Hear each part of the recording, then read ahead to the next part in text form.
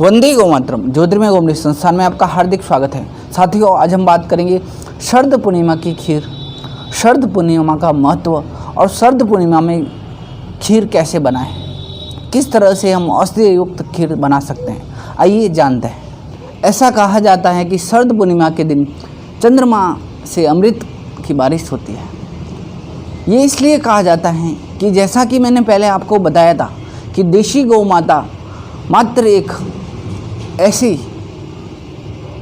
प्राणी है इस दुनिया के अंदर जो सूर्य, चंद्रमा, ग्रह, नक्षत्र, तारे उनसे ऊर्जाएं लेके अपने गव्यों के माध्यम से हमें प्रदान करती है। और शरद पूर्णिमा के दिन चंद्रमा पृथ्वी के सबसे नज़दीक होता है, जिसके कारण उसकी जो ऊर्जाएं हैं, जो अद्भुत ऊर्जाएं हैं, उन ऊर्जाओं का प्रभाव हमारे शरीर पे पड़ता है।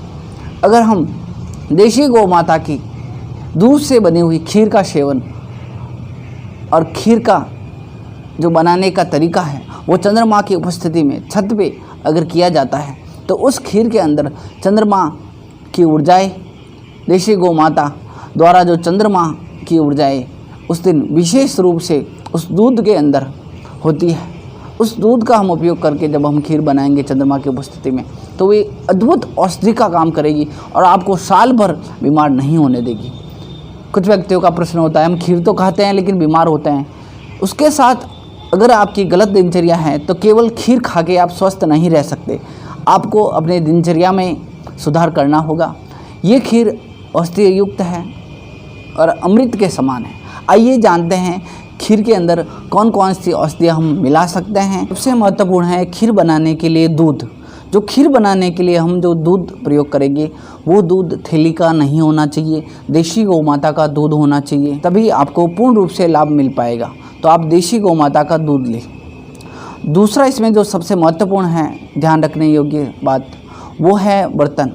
जब भी खीर बनाएं आप पीतल का बर्तन ले सकते हैं, मिट्टी का बर्तन ले सकते हैं, लोहे का बर्तन ले सकते हैं, लेकिन आपको एल्यूमिनियम या स्टील के बर्तन का प्रयोग नहीं करना है।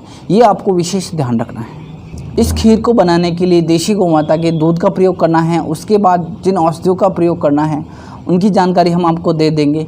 लगभग 21 औषधियाँ हम मिला सकते हैं। कुछ लोग 51 भी मिलाते हैं, 101 भी मिलाते हैं, 108 भी मिलाते हैं, लेकिन जो 21 औषधियाँ हम आपको बता रहे हैं वो अपने आप में परिपूर्ण हैं। अगर आपको जितनी औषधियाँ मिल पाए उतनी औषधियों का भी प्रयोग आप कर सकते हैं। ज़रूरी नहीं है कि 21 पूरी होनी चाहिए। आइए जानते हैं कौन सी औषधियाँ हैं। इसके लिए मैंने आपको जानकारी देने के लिए लिस्ट बना रखी है कि मेरे से एक आधी औषधि छूट ना जाए, आप लिख लीजिए।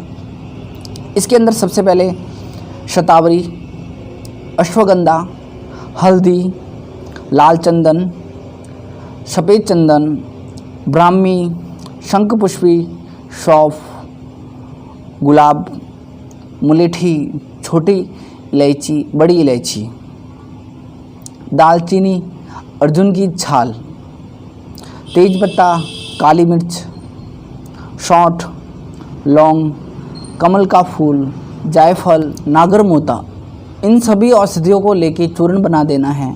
एक व्यक्ति के लिए 1 चम्मच चूर्ण पर्याप्त है, 5 से 6 ग्राम, मात्र इतना ही चूर्ण लेना है। ज़्यादा औषधि का प्रयोग नहीं करना है, नहीं तो आप खीर का स्वाद नहीं ले पाओगे।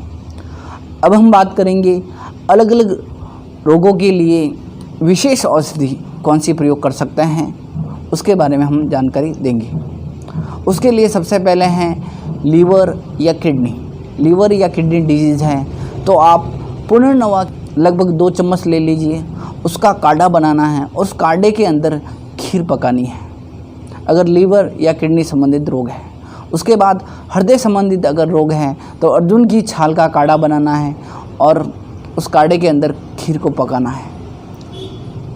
उसके बाद अगर स्वास्थ्य संबंधित समस्या बनी रहती हैं तो पीपल की छाल लेके उस छाल का काढ़ा बना के आप उस काढ़े के अंदर खीर पका के प्रयोग कर सकते हैं। पुरुषों में इनफर्टिलिटी, नपुंसकता, स्त्रियों में पीरियड संबंधित, मासिक धर्म संबंधित समस्याएं या एक का छोटा बनना, अगर ऐसी कोई समस्या से पीड़ित है तो ये खीर शतावरी और अश्वगंधा चूर्ण मिला के प्रयोग करें, अत्यंत लाभकारी है उनके लिए।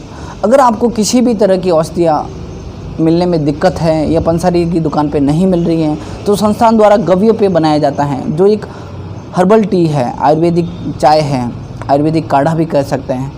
इसमें 32 औषधियों का प्रयोग किया गया है। तो आप इस गव्य पेय का काढ़ा बना के, इस काढ़े के अंदर खीर बना के भी प्रयोग कर सकते हैं, जिससे आप सभी औषधियों का लाभ ले पाए। अधिक जानकारी के लिए आप संस्थान में संपर्क कर सकते हैं। जय गौ माता, वंदे मातरम। एक नई जानकारी के साथ फिर मिलते हैं। इस वीडियो को ज़्यादा से ज़्यादा शेयर करें, सभी लोग इसका लाभ उठा पाए। शरद पूर्णिमा कुछ ही दिनों में आने वाली है।